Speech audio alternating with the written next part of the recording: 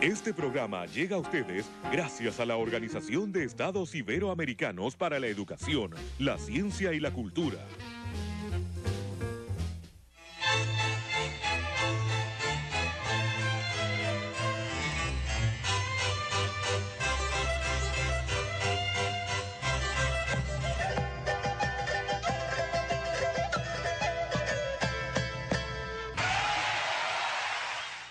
Como recordamos, la invitación a Mario Vargas Llosa, nuestro Premio Nobel de Literatura, para inaugurar la 37ª Feria Internacional del Libro de Buenos Aires, produjo la inmediata reacción opositora de un conjunto de intelectuales vinculados al gobierno, encabezado nada menos que por el director de la Biblioteca Nacional de Argentina, para que se le retire la invitación. Fue tan torpe la postura que la propia presidenta de la Nación, Cristina Fernández de Kirchner, tuvo que llamar al orden al personaje por dar tan mala imagen a un país que, salvo en sus dictaduras, se caracterizó siempre por su apertura intelectual.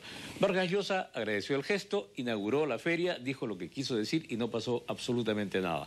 El público mayoritariamente de acuerdo y la feria transcurrió sin ningún problema y allí estuvo la magnífica escritora y periodista española Rosa Montero para presentar su libro más reciente, Lágrimas en la lluvia, primera obra de ciencia ficción inspirada en la película Blade Runner de Ridley Scott.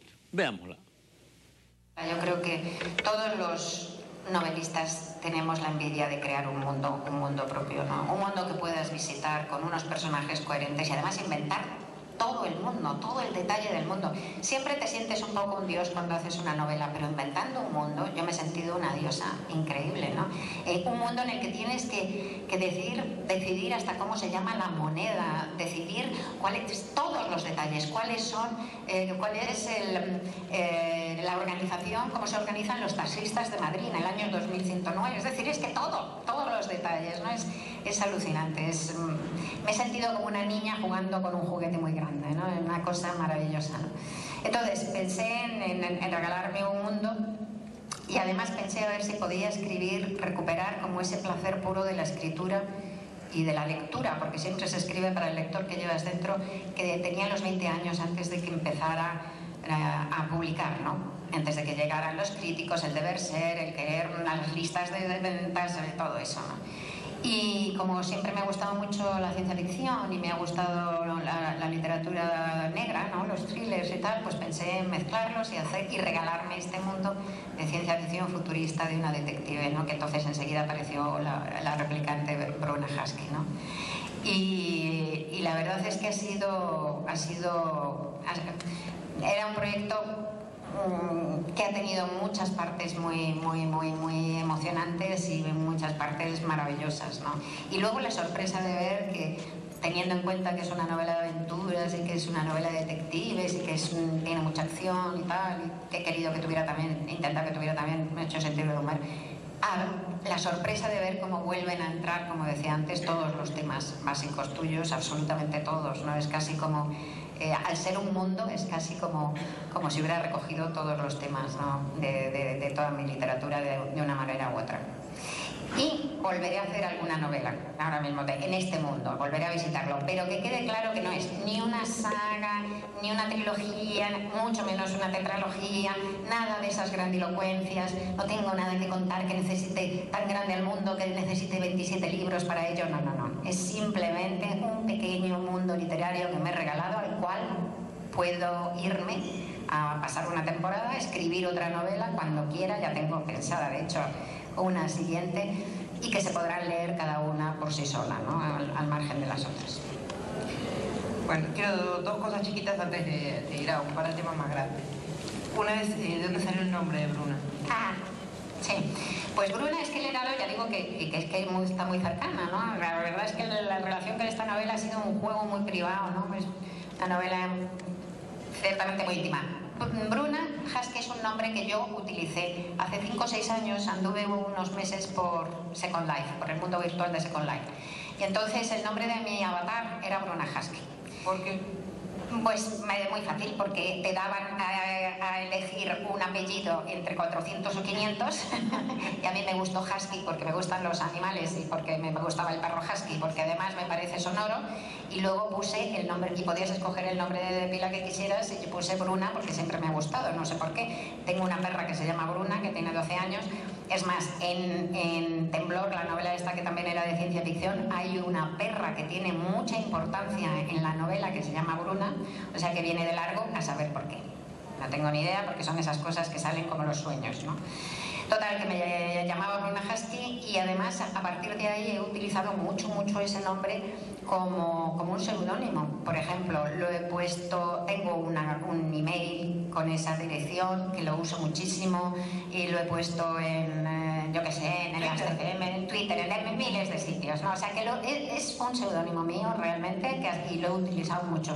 Y cuando apareció esta replicante enseguida se me ocurrió que se iba a llamar así. Así que le he dado mi nombre, o uno de mis nombres, que más se puede hacer por un personaje, ¿no? Ya es que está cercanísima en ese sentido. Los nombres tienen gracia, porque además en este juego que he hecho he agarrado los nombres de mis amigos, los he agitado y los he echado encima del libro, y los personajes se llaman como mis amigos allá donde han caído, no es que se parezcan a ellos, ¿no?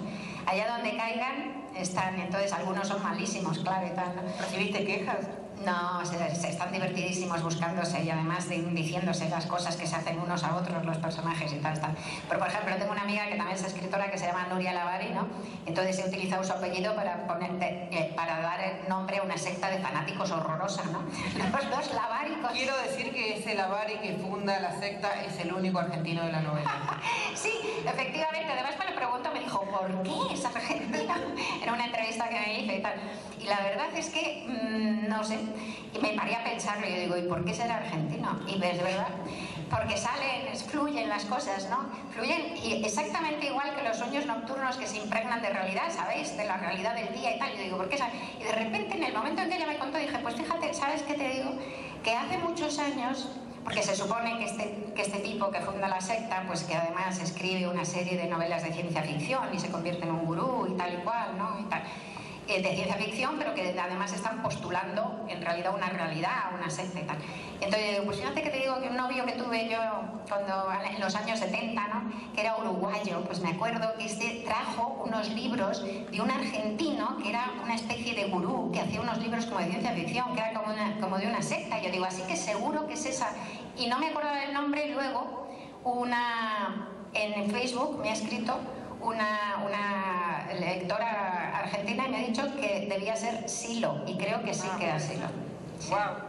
Sí. Que se murió este año. Así, además, fíjate. Muy interesante. Sí, yo creo que mi novela es una novela también, es una novela política en el sentido más amplio de la palabra política y más básico sobre cómo nos organizamos, qué marco buscamos social en el que vivir y cómo podemos influir en ese marco para que sea lo mejor posible para todos y tal. Y no, lo que sí que te quiero dejar claro es que no es un roman à clef para nada la novela. Entonces no hay que buscar una traslación a la actualidad. Mi novela intenta ser una reflexión sobre el género humano, como decíamos, y sobre algo como más básico y más eterno. Por ejemplo, en el aspecto de la memoria, hay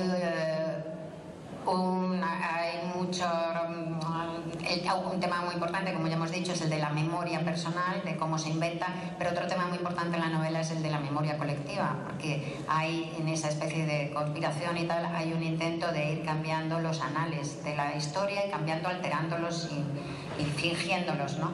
Entonces, cómo la memoria colectiva y la historia es manipulada constantemente, ¿no? Entonces, por ejemplo, en España, donde acaba de salir el libro, pues me decían, hay un tema ahora muy de actualidad en España, que no sé si lo habéis seguido, el de la memoria histórica y tal y cual. Me decían, ¿y esto tiene que ver con la memoria histórica? Y digo, no con la memoria histórica, con este tema. Tiene que ver con ese impulso eterno del ser humano, de los diversos poderes de manipular el pasado para su conveniencia y de dar además una versión oficial del mundo que está construida para su beneficio, ¿no? Y esto ha pasado absolutamente siempre, desde el principio de los tiempos, absolutamente siempre. Y siempre se ha alterado, es decir, cuando la faraona Hatshepsut muere, pues después pican su nombre de todos los jeroglíficos. Entonces, siempre ha sido así, ¿no? Entonces, cuanto más democrática sea una sociedad, más permitirá que emerjan todas las versiones del pasado, ¿no? Que eso hace una mirada y un conocimiento de ese pasado mucho más veraz y mucho más rico ¿no? Cuanto más totalitaria y más autoritaria sea una sociedad, más única será esa versión y desde luego más manipulada y más mentirosa, ¿no? Yo más directamente es así, pero más directamente me he basado, porque se parece bastante a cómo van borrando aquí los anales, unos anales que hay en la novela, en cómo se borraba la enciclopedia y se alteraba la enciclopedia soviética, ¿no? durante los años del Soviet, ¿no? que iban cambiando las entradas, iban borrando las entradas, iban borrando las figuras, las fotos y la gente, ¿no? Pero vamos, que es algo que ha sucedido y sucede todo el rato. Ya se sabe que la historia la escriben los vencedores, ¿no? Eso por un lado. Entonces, no es pesimista ni optimista. No es, voy por partes, no es pesimista ni optimista. Como os he dicho, es una novela muy realista. Entonces, he intentado hacer un mundo muy verosímil, coherente, preciso y que salga de en el que además el lector pueda entrar y pueda reconocerse, pueda habitar ese mundo con facilidad y pueda entenderlo como verdadero. Yo creo que ese futuro, cuento el futuro de este mundo en los 100 años y creo que es un futuro posible. Y que son futuros posibles y que es paralelo a lo que hemos vivido, ¿no? Si tú en esos 100 años que cuento hay cosas tremendas, pasan cosas tremendas y sin embargo al final yo creo que es optimista socialmente. Desde luego personalmente los personajes terminan mucho mejor, pero socialmente también yo creo que es positivo. Si tú hubieras cogido a un europeo, pongamos, del año 1909 y le hubieras dicho lo que iba a ser el siglo XX, con las dos guerras mundiales, los Stalin, Hitler, la Hiroshima y Nagasaki, los gemelos rojos, la gripe del 17, bueno, todo, el horror, ¿no? Dices, Dios, qué mundo, se hubiera muerto, le hubiera parecido que era yo qué sé, el apocalipsis, ¿no? Y sin embargo, en ese siglo XX se han conseguido logros enormes. Se ha conseguido la emancipación, la liberación de la mujer, o sea, la revolución antisexista, digamos, la revolución antisexista, el comienzo de una conciencia global ecologista, por muy tardía que sea, pero bueno, a lo largo de ese siglo XX han entrado en democracia o en vías de democracia más de 100 países, se ha ahondado el laicismo y de la sociedad civil, ¿no?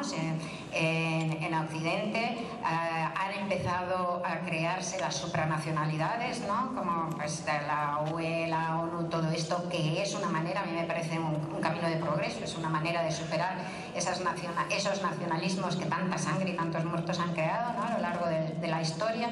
O sea que de repente hay un balance, hay avances, lo que pasa es que cada avance cuesta sangre, sudor y lágrimas, evidentemente. Y además, otra cosa que se dice en el libro es el progreso no es inevitable. Hay que estar empujándolo todo el rato, hay que apostar por ello y hay que luchar por ello y hay que implicarse en ello, ¿no? Rosa Montero hablando de su más reciente novela, Lágrimas en la lluvia, inspirada en la película Blade Runner de Ridley Scott. Vamos a la pausa y de regreso volveremos con el FITECA 2011.